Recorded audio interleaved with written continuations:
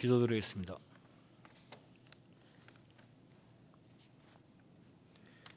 여호와는 나의 빛이요 나의 구원이시니 내가 누구를 두려워하리요.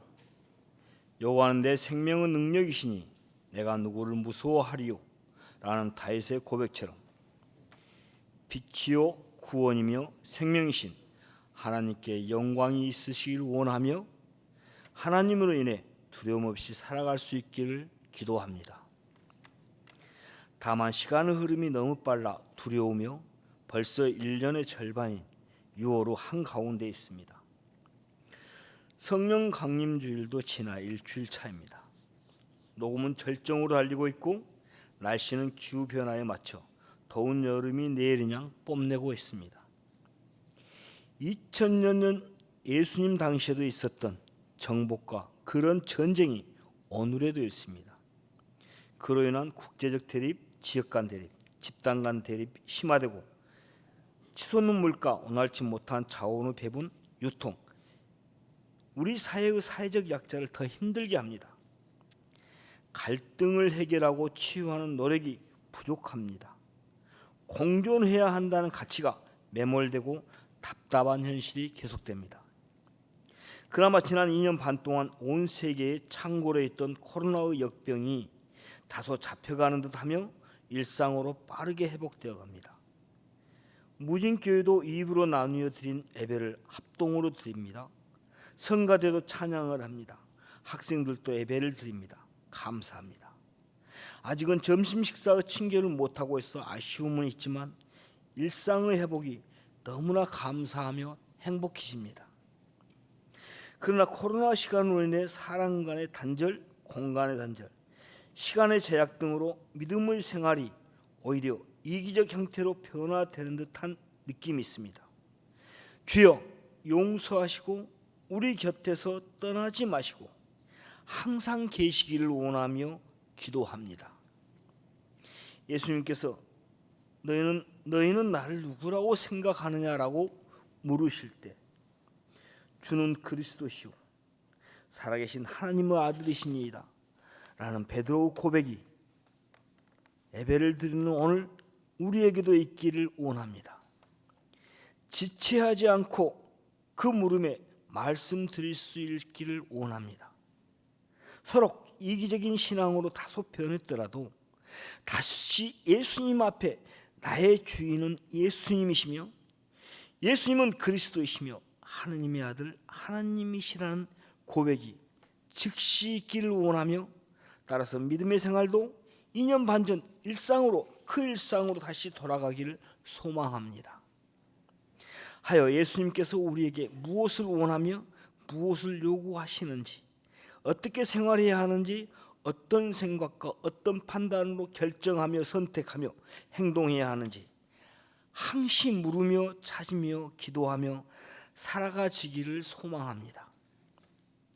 마태복음 15장에서 무엇이 사람을 더럽게 하는가 하는 제목으로 말씀하시는 목사님께도 예수님의 숨결이 계시기를 기도합니다. 코로나를 잘 견디고 버겁게 치솟는 물가와 그런 고통을 견디며 같은 시간 같은 공간에서 같이 예배를 드리는 무진의 교우들에게도 예수님의 손길이 있어지기를 기도합니다. 함께 예배드리지 못하고 각각의 사이로 다른 곳에 있을지라도 예수님을 떠나지 않는 교우들에게도 그리고 예수님의 품 안에 머물러 있기를 원하는 많은 사람들에게도 예수님의 손길이 항시 있기를 원합니다. 그리고 반드시 그 곁에 예수님이 있음을 우리가 느낄 수 있음을 그렇게 되기를 기도합니다.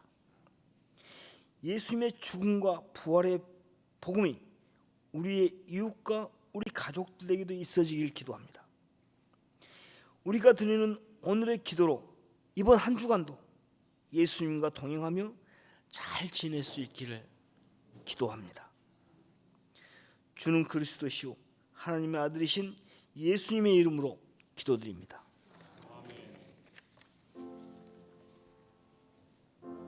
하나님 말씀입니다. 마태복음 15장 1절입니다.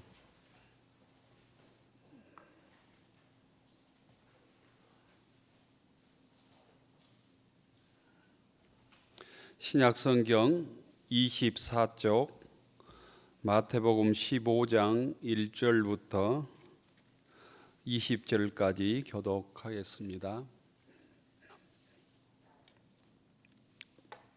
마태복음 15장 1절. 그때 바리새인과 서기관들이 예루살렘으로부터 예수께 나와 이르되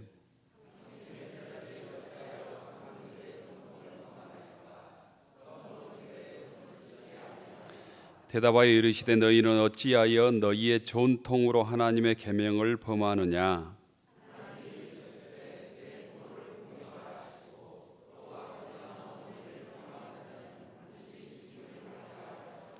너희는 이르되 누구든지 아버지에게나 어머니에게 말하기를 내가 드려 유익하게 할 것이 하나님께 드림이 되었다고 하기만 하면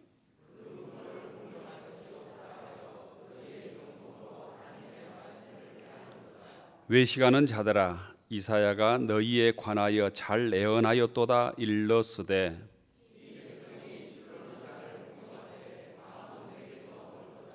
사람의 계명으로 교훈을 삼아 가르치니 나를 헛되이 경배하는도다 하였느니라 하시고 입으로 들어가는 것이 사람을 더럽게 하는 것이 아니라 입에서 나오는 그것이 사람을 더럽게 하는 것이니라.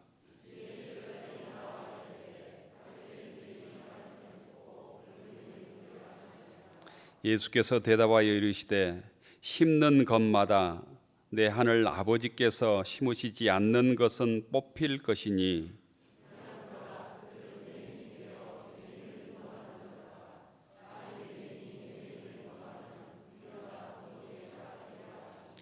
베드로가 대답하여 이르되 이 비유를 우리에게 설명하여 주옵소서. 입으로 들어가는 모든 것은 배로 들어가서 뒤로 내버려지는 줄 알지 못하느냐?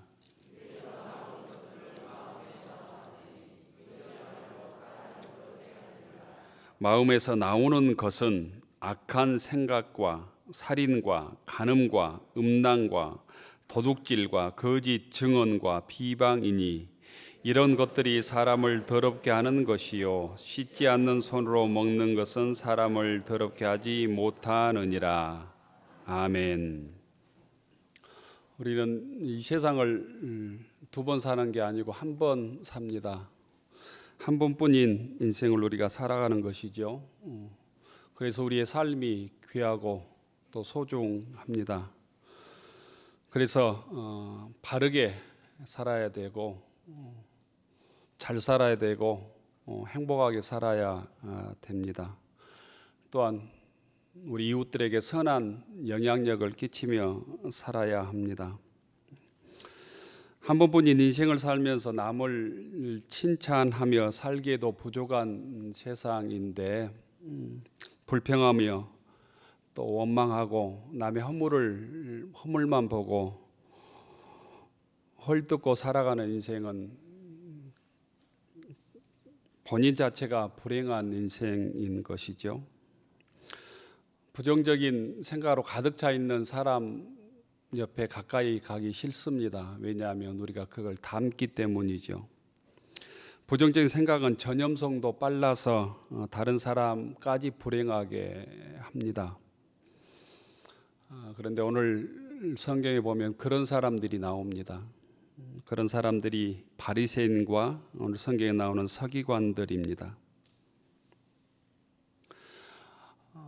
예수님께서 말씀하셨지만 또 예수님께서 옆에 있었지만 바리새인과 서기관들은 예수님께 배우기 위해서 나온 게 아니라 트집을 잡기 위해서 나왔습니다. 이 바리새인과 서기관들이 예수님께 찾아와서 왜 당신들의 제자는 소위 전통을 안 지킵니까? 장로들의 유전을 안 지킵니까? 이렇게 얘기합니다. 오늘 15장에 보면 2절에 보면 그렇게 나와 있잖아요. 왜 당신들의 제자들이 어찌하여 장로들의 전통을 범하나이까? 그 내용은 뭐냐 하면 장로들의 전통을 범했다고 하는데 왜 손을 씻지 않고 밥을 먹습니까? 왜 손 씻지 않고 떡을 먹습니까? 왜 손 씻지 않고 빵을 먹습니까? 이런 거예요. 그게 곧 장로들의 전통이라는 거예요. 전통이라는 말을 아신가요? 네. 전해져 내려오는 관례다라는 거죠. 예전에 성경에는 유전이라고 되어 있었다. 유전. 전해져 오는 곧 전통 같은 것이다. 관례, 규례다 이런 거예요.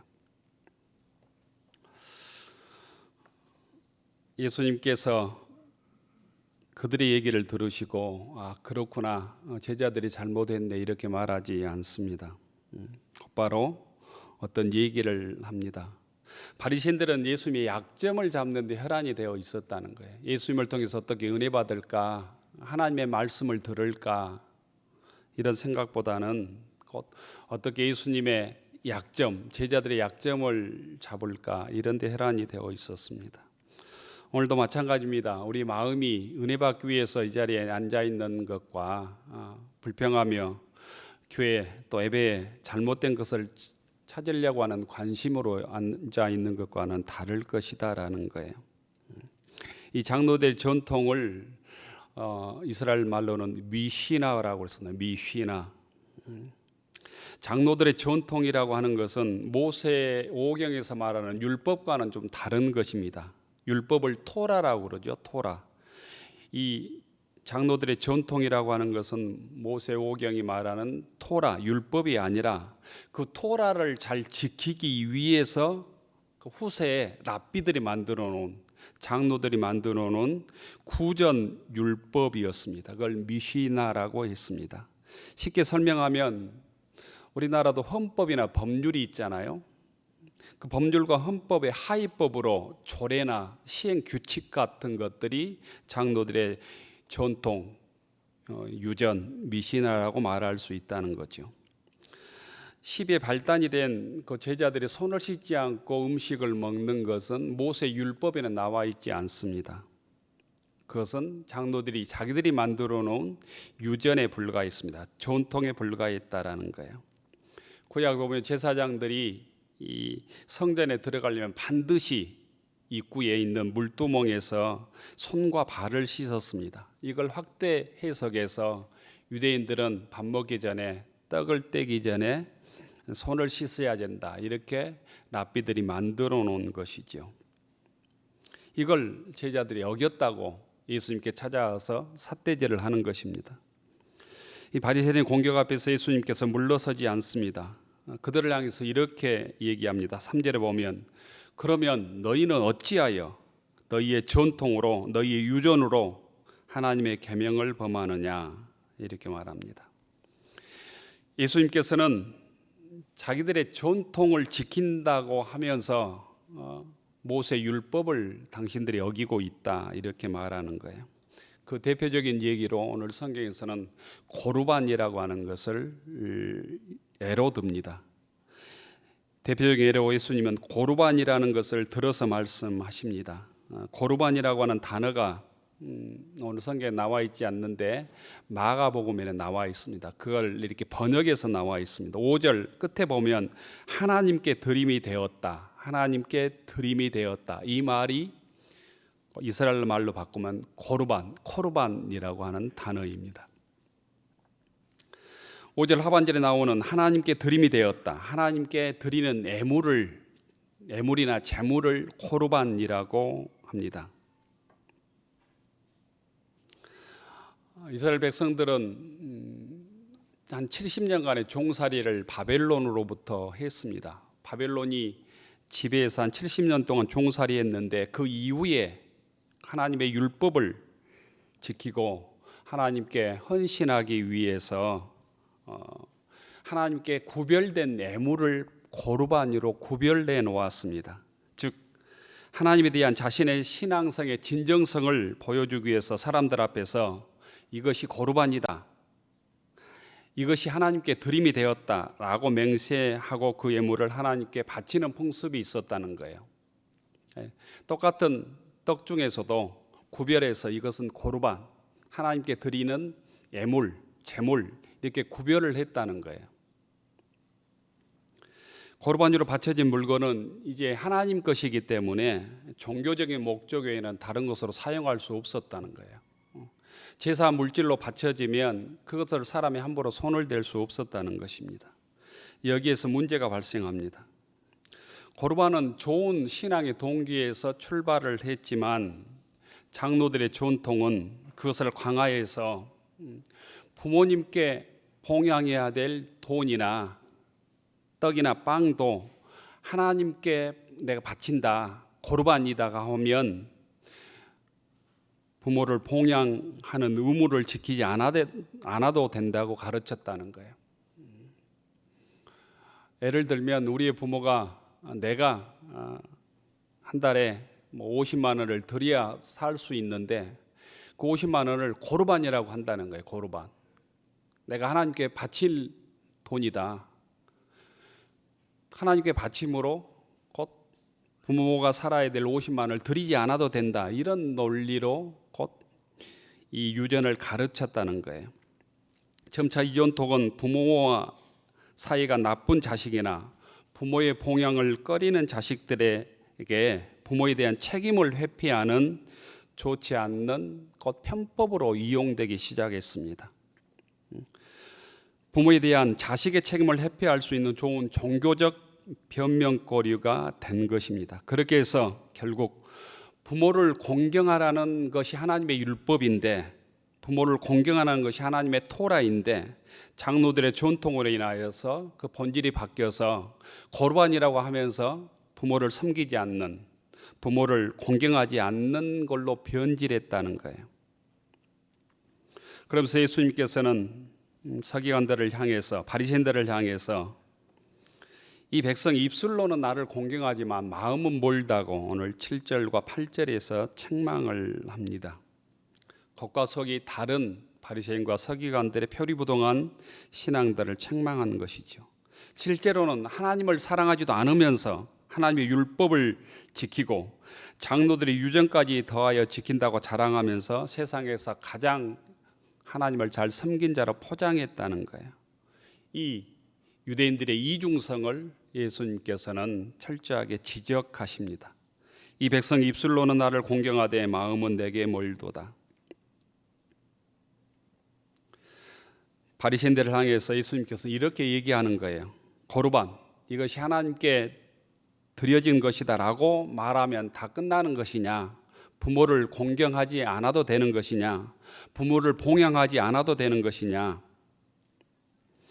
하나님께 드림으로 정작 부모님께 드릴 것이 없다고 하면 과연 그것이 참 계명의 참 뜻이냐? 이렇게 묻고 있는 것입니다. 우리들에게 적용하면 하나님께 헌금하면 부모에게 자식으로서 책임을 지지 않아도 되는 것이냐? 너희 예수님을 잘 믿는다고 하는데 너희 부모들은 효도하지 않아도 되는 것이냐? 부모에 대한 도리를 다하지 않아도, 자식의 도리를 다하지 않아도 되는 것이냐? 이렇게 묻는 것입니다. 너희들이 주님 앞에 빈손으로 나오는 것이 진정 하나님께 드릴 것이 없어서인가? 우리들이 나에게 헌신하지 못하는 이유가, 하나님께 헌신하지 못한 이유가 과연 우리가 시간이 없어서, 능력이 없어서, 드릴 물질이 없어서인가? 이렇게 묻고 있다라는 거예요. 그러면서 제자들에게 이렇게 말씀하십니다. 듣고 깨달으라. 주님의 말씀을 듣고 깨달으라. 오늘 주님의 말씀을 듣고 깨닫는 교우들이 되기를 축원합니다. 말씀을 바로 들을 때 깨달음이 온다는 거예요. 우리 영적인 귀를 열 때 깨달을 수 있다는 것입니다. 말씀을 듣고 깨달아야만 우리가 예수님을 믿고 잘못된 서기관과 바리새인처럼 왜곡된 신앙이 되지 않을 수 있습니다. 우리나라에 보면 얼마나 좋은 신앙인들이 소위 널려 있습니다. 우리가 비교할 수 없는 바른 신앙인이라고 자처하는 사람들이 수없이 많습니다. 그럼에도 불구하고 교회가 문제인 것은 듣고 깨닫는 귀가 열려져 있지 않고 바리새인처럼 예수를 믿기 때문이죠. 자기의 생각을 내려놓고 주님의 말씀을 받아들이기보다는 자기의 생각을 주의 말씀을 통해서 강고히 하려고 하는 곧 나쁜 잘못된 의도가 있기 때문이다라는 거예요. 아무리 예수 믿은 지 오래되었다 할지라도 깨달음이 없으면 주의 말씀을 바로 듣지 못하면 바리새인처럼 서기관처럼 우리의 신앙이 변질될 수 있습니다.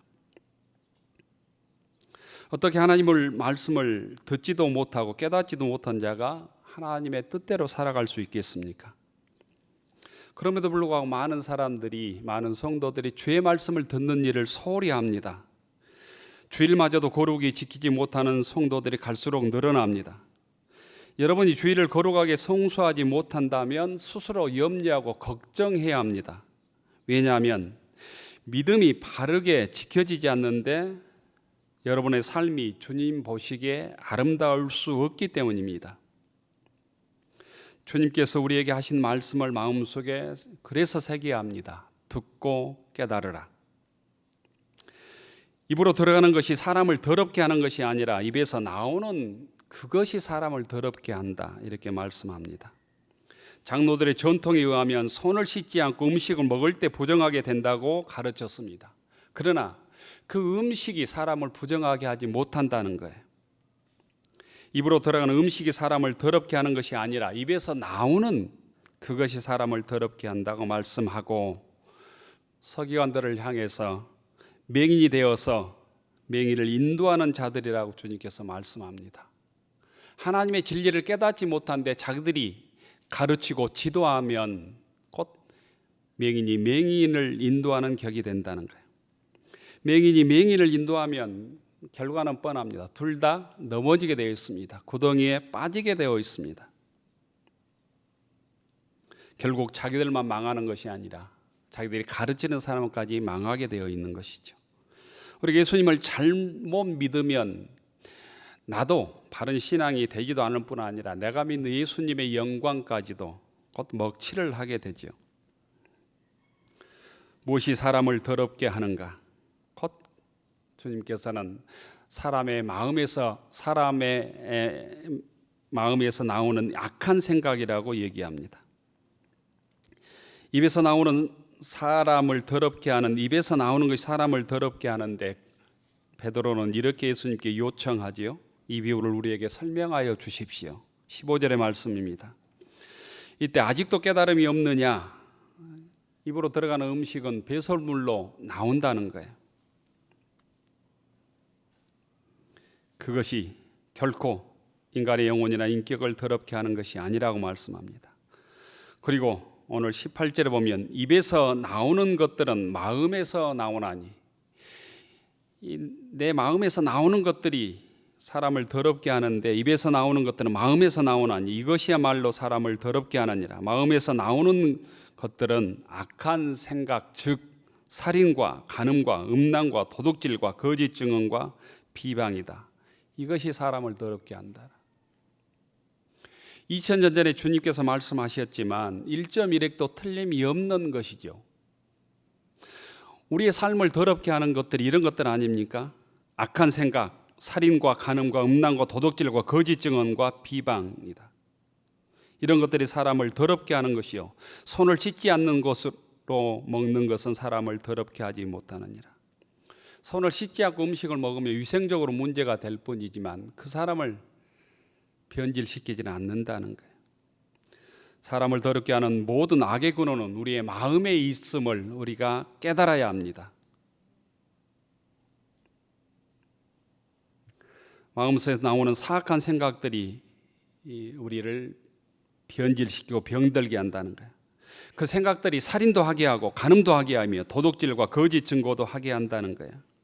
그래서 예레미야는 만물보다 거짓되고 심히 부패한 것이 마음이다, 이렇게 말씀하고 있습니다.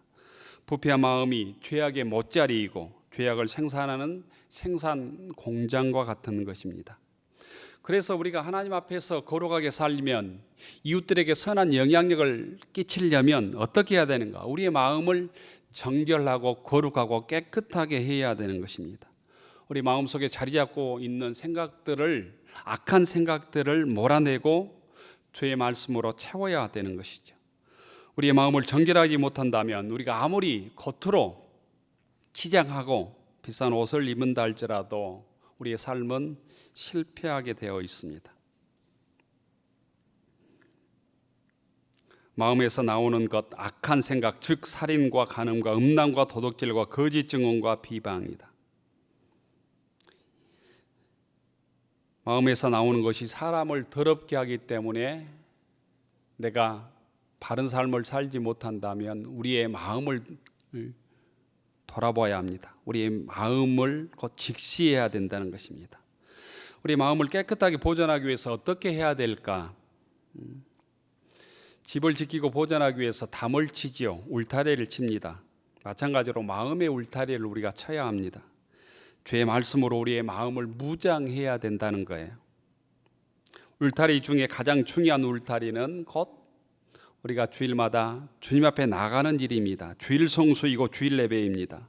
마음이 더러워지면 우리가 깨끗하게 청소해야 합니다. 우리 몸이 더러워지면 목욕을 하듯이 곧 우리 마음을 주의 보혈로 씻어야 된다는 거예요. 주의 보혈의 피로 씻어야 됩니다. 곧 예배가, 주의 말씀이 무진교회가 영적인 목욕탕임을 우리가 깨달아야 합니다. 말씀의 울타리를 치고 주의 보혈로 우리의 죄악을 씻어내고 교회에서 예배를 드림으로 거듭나는 교우들이 되기를 축원합니다.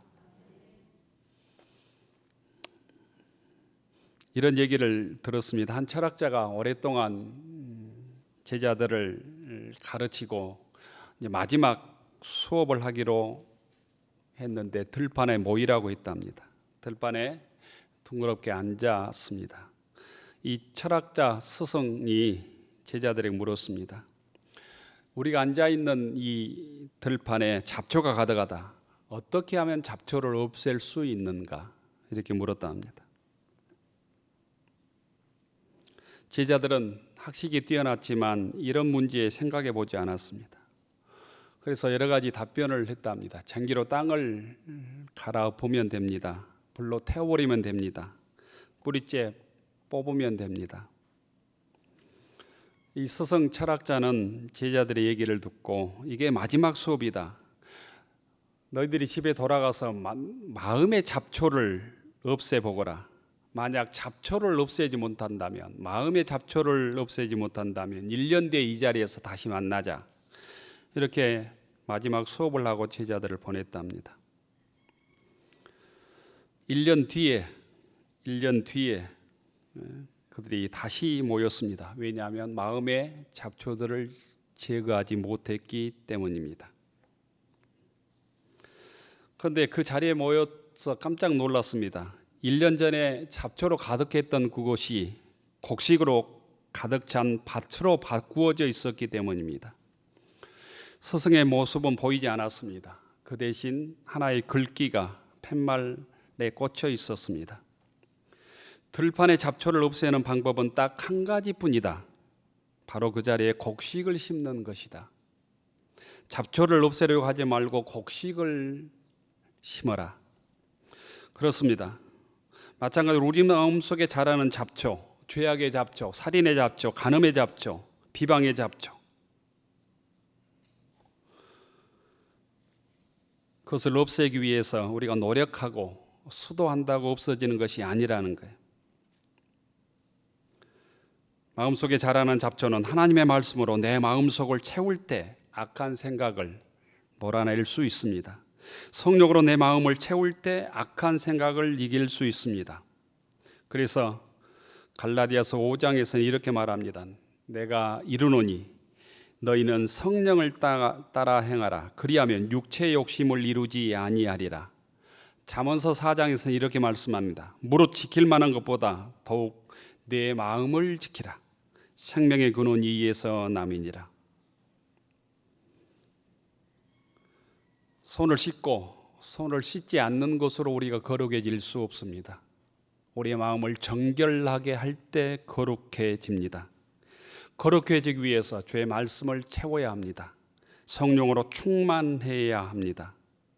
세상의 잡초가 끊임없이 내 마음속에 자라날 때 그 잡초를 뽑기 위해서 혈안이 될 것이 아니라 주님 앞에 고요히 말씀을 붙들고 말씀을 묵상하고 성령의 충만함을 간구하는, 그리하여 성령의 사람, 진정 거룩해지는 하나님의 자녀로 살아가는 무진교회 교우들이 되기를 축원합니다.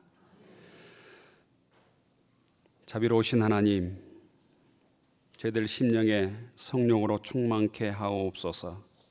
끊임없이 자라나는 악한 생각, 살인과 간음과 음란과 도둑질과 거짓 증언과 모든 비방의 잡초들을 주의 말씀으로 뽑아내게 하옵소서.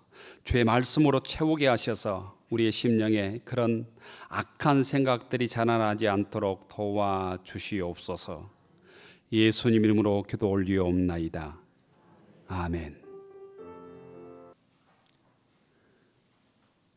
하늘로로 축원하옵나니 이제는 성부 성자 성령 삼위일체 하나님의 넘치는 사랑과 한량없는 은혜와 우리를 지키시고 보호하시며 인도하심이 보혜사 성령의 인도하심을 따라 우리의 심령을 주의 말씀으로 무장하여 악한 마음에서 나오는 죄악의 유혹을 이겨내며 말씀으로 주님을 섬기며 교회를 섬겨가기로 다짐하는 교우들 머리 위에, 우리의 가정과 일터 위에, 우리의 자녀들 위에 이제로부터 영원까지 함께하여 주시기를 간절히 축원하옵나이다.